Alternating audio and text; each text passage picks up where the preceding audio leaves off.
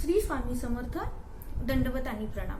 शिवन्या कल्याण या युट्यूब चॅनलमध्ये तुमचं मी मनापासून खूप खूप स्वागत करते आणि आजच्या व्हिडिओला मी सुरुवात करते. तर आजच्या व्हिडिओची सुरुवात मी एका छोट्याशा गोष्टीपासून करणार आहे, तर ती तुम्ही लक्षपूर्वक ऐका. तर फ्रेंड्स, एक नगर होतं आणि त्या नगरामधला जो राजा होता तो खूप धार्मिक होता. धार्मिक असल्या कारणाने त्याने एक सुंदर मंदिर गावामध्ये म्हणजे त्याच्या राज्यामध्ये बांधण्याचं ठरवलं आणि मग एक खूप सुंदर मंदिर बांधलं. मग मंदिर पूर्ण बांधून झालं. आता प्रश्न आला तो मूर्ती स्थापनेचा.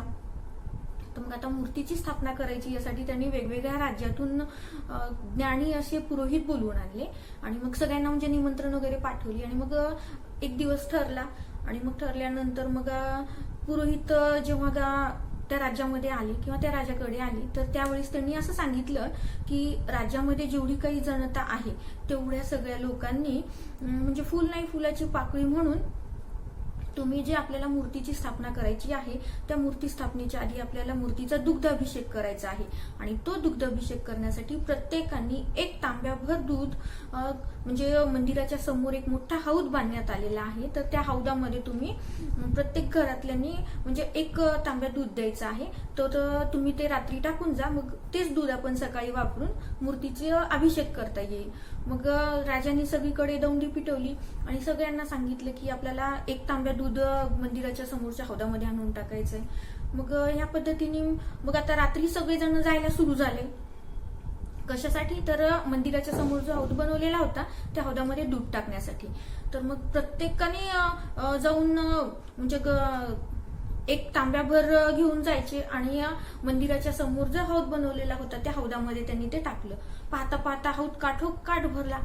सगळ्यांना आश्चर्य वाटलं, एवढा मोठा हौद काठोकाठ भरला म्हणजे सगळ्यांनी दूध आणून टाकलं.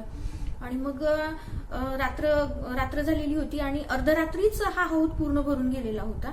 मग सकाळी पुरोहित एक भांड घेऊन हौदातलं दूध आणण्यासाठी मंदिराच्या समोर गेले म्हणजे हौदाच्या जवळ गेले आणि हौदामध्ये त्यांनी लोटा बुडवला तर आणि भांड्यात टाकत होते. तर पाहतात का काय एक आश्चर्यच झालेलं होतं. काय आश्चर्य असेल?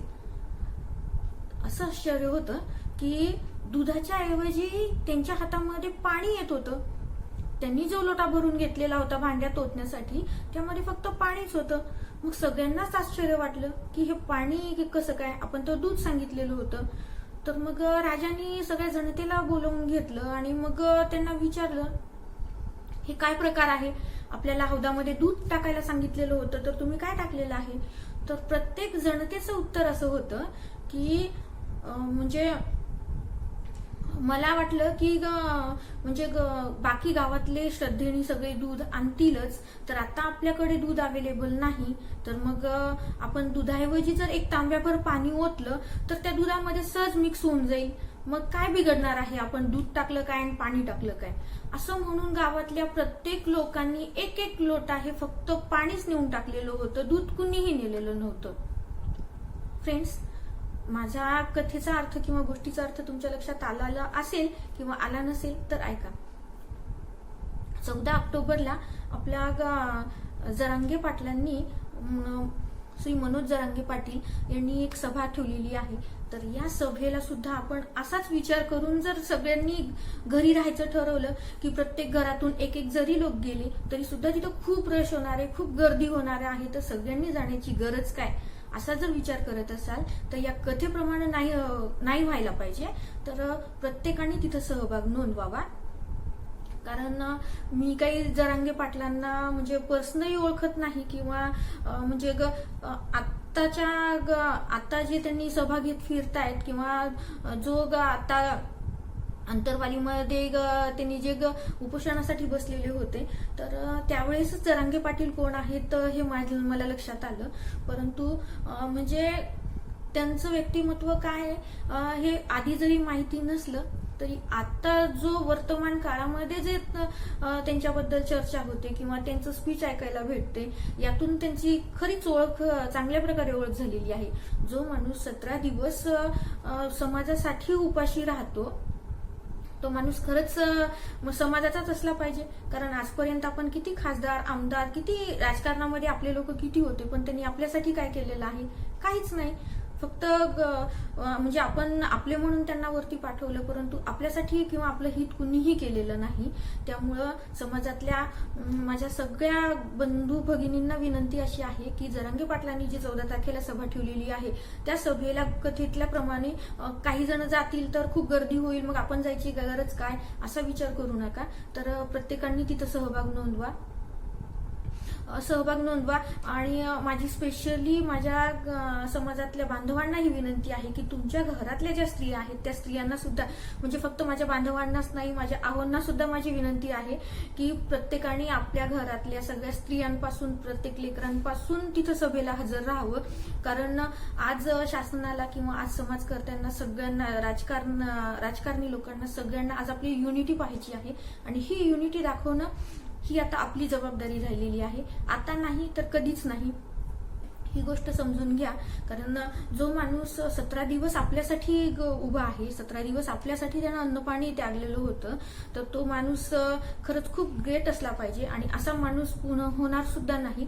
आणि ही 14 तारीख ही आपल्या देशासाठीच नाही तर जगासाठी सुद्धा एक ऐतिहासिक घटना ठरणारी अशी आहे. तर ह्या ऐतिहासिक घटनेचे साक्षीदार तुम्ही व्हा, सगळेजण व्हा. आणि म्हणजे माझ्या आहोंनी मला सुद्धा या घटनेचा साक्षीदार करावं अशी माझी पण मनोमन इच्छा आहे. तर हा व्हिडिओ सगळ्यांपर्यंत पोहोचा आणि मनोज जरांगे पाटलांच्या या कार्याला मी सलामी देते. आणि म्हणजे फक्त सलामी घरात बसून देऊन चालणार नाही, तर आपल्याला तिथं उपस्थित राहायचं आहे. तर प्रत्येकाने तिथं उपस्थित राहा. कारण तुकाराम महाराजांनी म्हटलेलंच आहे, एक बीज केला नास मग भोगिले कणीस. म्हणजे तुकाराम महाराजांनी असं सांगितलेलं आहे की एक बीजाचा जर आपण नाश केला, म्हणजे आपण एक बीज जर जमिनीमध्ये पुरलो, त्याची लागवड केली, तर आपल्याला शेकडो बीज असलेलं कणीस आपल्याला मिळतं. त्या पद्धतीनेच आज आपल्याला एक दिवस आपला द्यायचा आहे.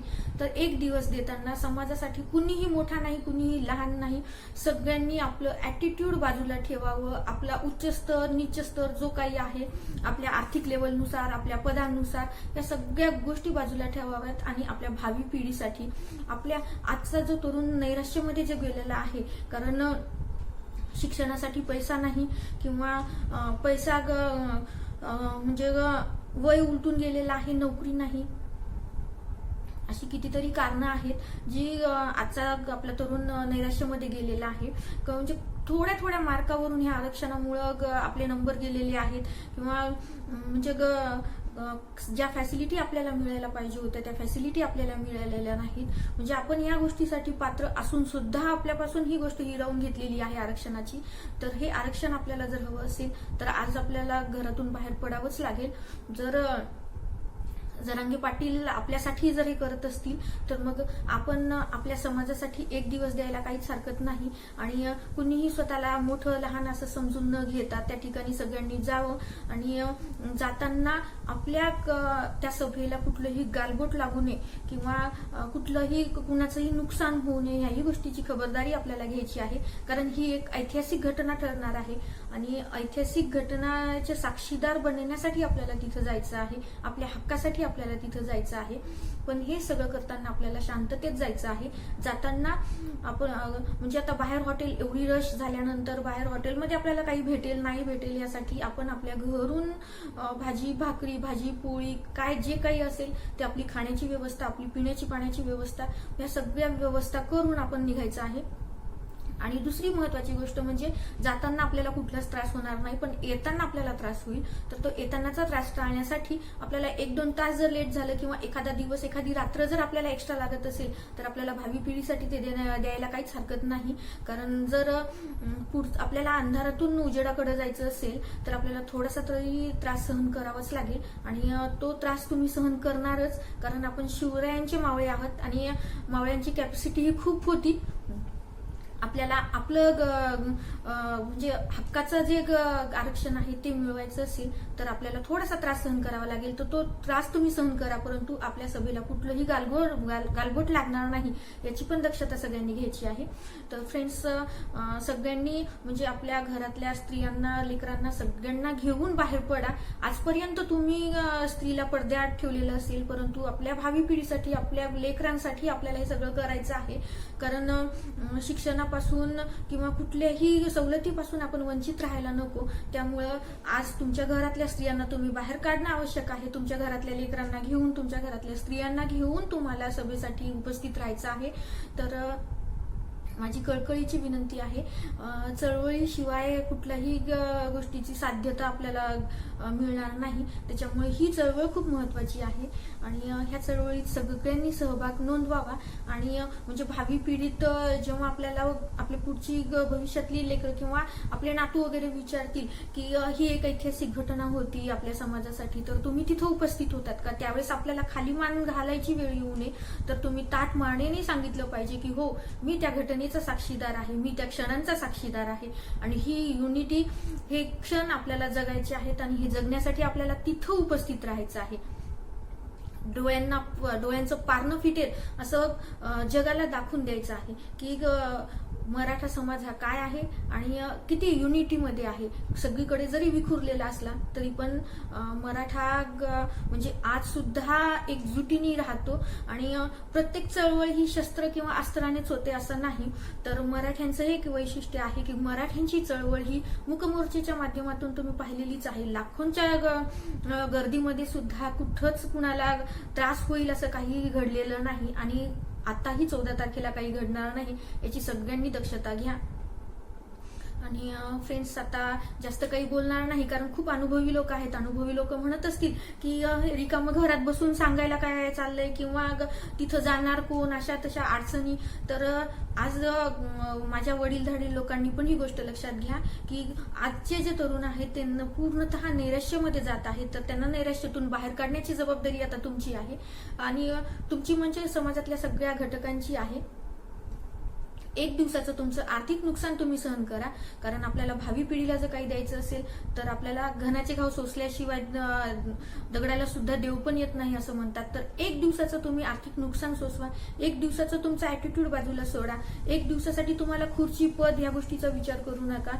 जिथं जागा भेटेल तिथं त्याप्रमाणे आपण तिथं फक्त एक समाजाचा एक कार्यकर्ता किंवा समाजाची ही आपल्या चळवळ म्हणून एक आपण या समाजाचा घटक आहोत म्हणून समाजासाठी द्या. आणि आपल्या ह्या समाजाला आरक्षण मिळालंच पाहिजे ह्या जिद्दीवरती जा, कारण आपली जेवढी मोठी संख्या असेल तेवढं हे आपल्याला मिळवण्यासाठी सगळं सुलभ होणार आहे. आणि सगळे डोळ्यात तेल ओतून आपल्या एकवटीचे म्हणजे चर्चा करत आहेत, हे येतील का, हे होईल का, तर त्यांना दाखवून द्या की मराठा समाज काय होता आणि शिवाजी महाराजांची मावळे काय आहेत हे आज सगळ्या जगाला आपल्याला दाखवून द्यायचं आहे. फक्त भारत देशालाच नव्हे तर आपल्याला जगाला दाखवून द्यायचं आहे.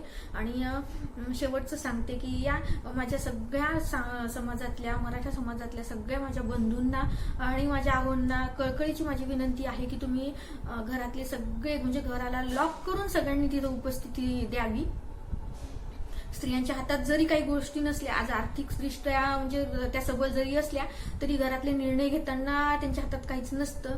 त्यामुळं माझी सगळ्यांना विनंती अशी आहे की सगळ्यांनी बाहेर पडा म्हणजे 14 तारखेच्या अंतरवालीमध्ये आपल्याला जायचं आहे आणि तिथं जाऊन आपली युनिटी दाखवायची आहे. आणि या युनिटीच्या माध्यमातून आपल्याला आरक्षण मिळून आपल्या भावी पिढीला आपण काहीतरी देणं लागतोच त्यांचं, म्हणून हे देणं त्यांना जे काही राज्यकर्त्यांनी काही म्हणजे काळानुसार म्हणजे जसं ते काढून घेण्यात आलेला आहे आपला अधिकार, हक्क, तो हक्क आपल्याला आपल्या भावी पिढीला मिळवून द्यायचा आहे. त्यासाठी तुम्ही अंतरवालीच्या 14 तारखेच्या मेळाव्यामध्ये नक्कीच सहभागी व्हा. ही सभा ही अजरामर सभा राहणार आहे, कारण आपल्या आयुष्यात न भूतो न भविष्यती म्हणल्यासारखं ही अशी सभा, असे मोर्चे किंवा अशी चळवळ आपल्याला भविष्यात यापुढे पण पाहायला भेटणार नाही. कारण आज मराठा एकवटला आहे तर हा लाखांनी तिथं उसळू द्या. आणि सगळ्यांना दाखवून द्या की तुमचं आमचं नातं काय, तर जय जिजाऊ जय शिवराय. तर हे सगळे आपल्याला जगाला दाखवून द्यायचं आहे. तर फ्रेंड्स, मी माझे जास्त झालेले शब्द वापस घेते आणि कळकळीची विनंती करून सगळ्यांना सांगते की आपण युनिटीने तिथं जा किंवा युनिटीने आपण तिथं सगळ्यांनी हजर राहावं, की जेणेकरून आपल्या भावी पिढीसाठी आपल्याला आरक्षण आपल्या हक्काचं मिळवता येईल.